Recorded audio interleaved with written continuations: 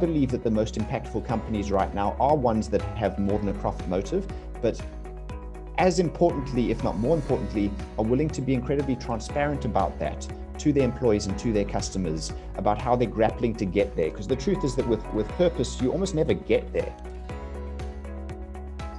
Google had the 80-20 rule. 80% of the time you did whatever the company required you from an agreed KPI set. 20% of the time you did whatever you wanted, right? And in that 20% time, some of Google's greatest inventions and tools that we use today were actually invented. You know, Gmail was invented and made in 20% time.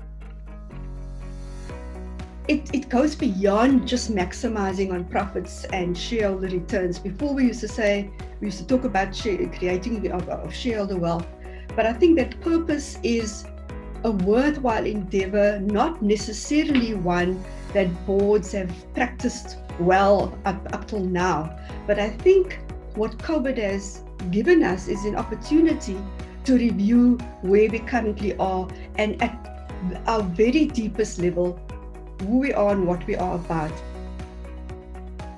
The more conflicting ideas you have, the more agitation you have in the water, the more something amazing is going to throw up. If you're wondering why you're doing the same thing and it's really vanilla for you, go back to where your brain's trust and your heart trust in the building are. What are they telling you?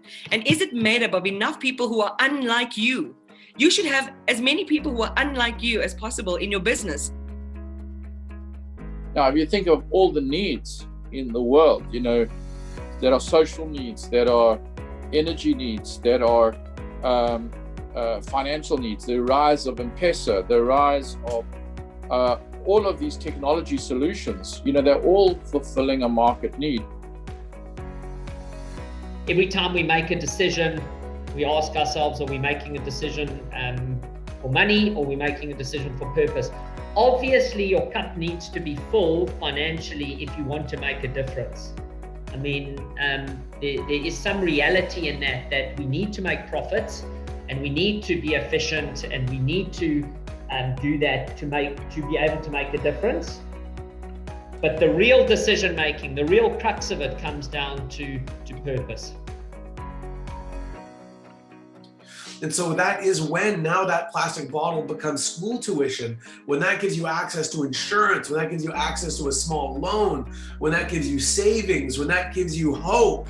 That is the paradigm that we provide to the society. And I worry, Colin, that we are at the brink of being another failed African state.